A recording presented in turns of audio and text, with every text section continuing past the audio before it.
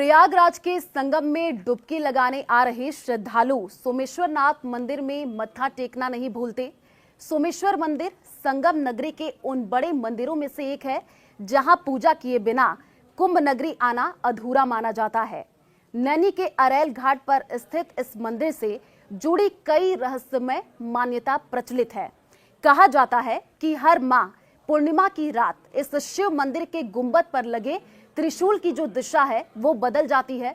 मान्यता है कि जिस तरह से चंद्रमा पृथ्वी का परिक्रमा करता है उसी तरह भगवान सोमेश्वर नाथ के ऊपर लगा त्रिशूल भी चंद्रदेव की तरह अपनी दिशा बदलता है।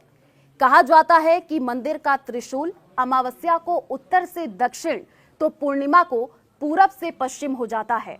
इस चमत्कार को देखने की जो है हर बार कोशिश हुई है पर दिखा कुछ भी नहीं।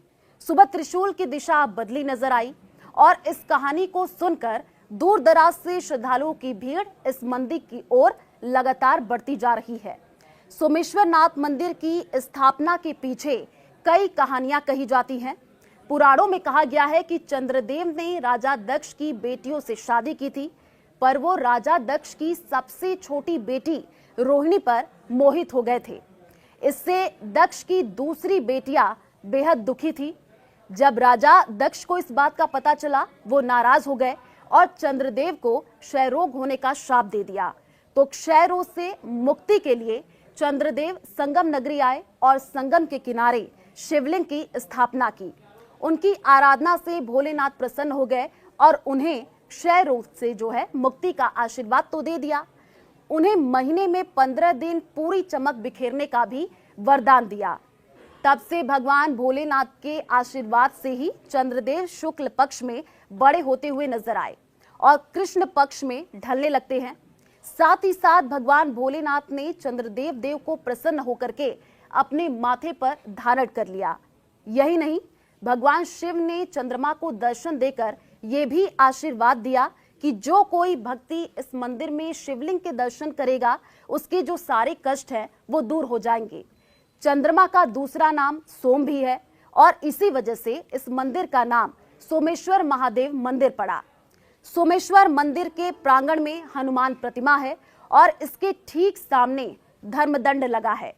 पत्थर से बने इस धर्मदंड पर लिखा है कि 1674 ईस्वी में सावन के महीने में मुगल शासक औरंगजेब आया था और उसने मंदिर की देख रेख के लिए एक जागीर दान दे दी थी और इसी जागीर से होने वाली आय से सोमेश्वर मंदिर का रख रखाव और भगवान शिव की पूजा अर्चना के लिए पूजन सामग्री खरीदी जाती थी।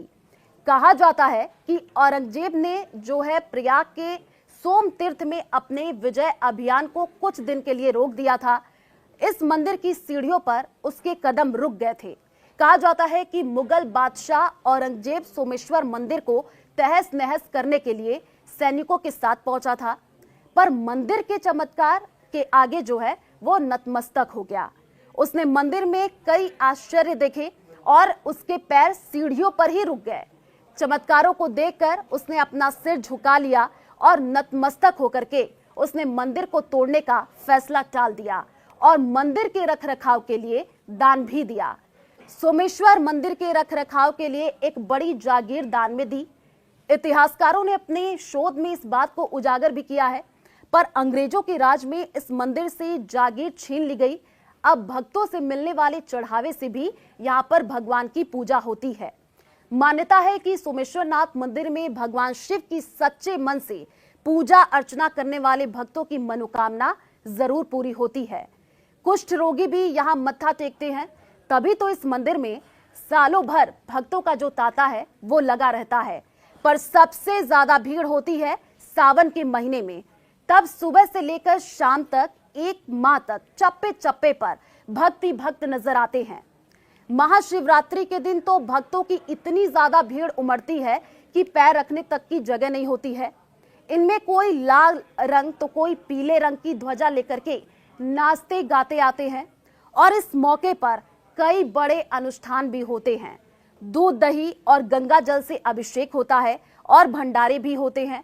मनौती मांगने और पूरा होने पर शिव के दरबार में भक्त जरूर हाजिर होते हैं। इस मौके पर निशान के रूप में ध्वज लेकर के भक्तगण दूर दराज से नाचते गाते हुए पहुंचते हैं और भोलेनाथ का आशीर्वाद लेकर के वापस लौट जाते हैं।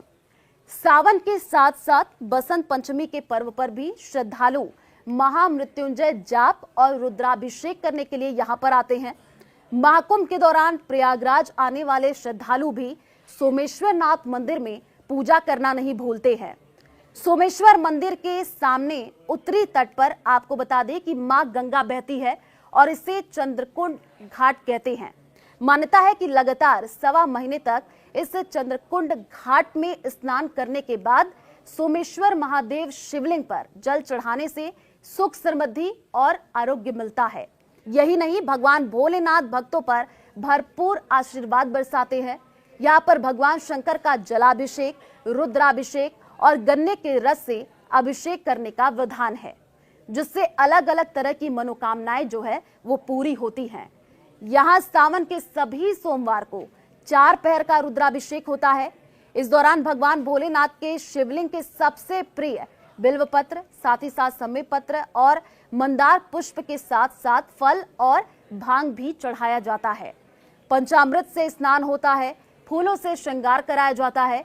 सुबह प्रसाद वितरण के साथ साथ भंडारा भी होता है। सोमेश्वर महादेव मंदिर को ये मौजूदा और भव्य स्वरूप देश की आजादी के वक्त मिला था और मान्यता है कि यहाँ सच्चे मन से की गई हर मनोकामना जरूर पूरी होती है। यहाँ मत्था टेकने वाले उन श्रद्धालुओं की तादाद सबसे ज्यादा होती है जो गंभीर बीमारियों से पीड़ित होते हैं।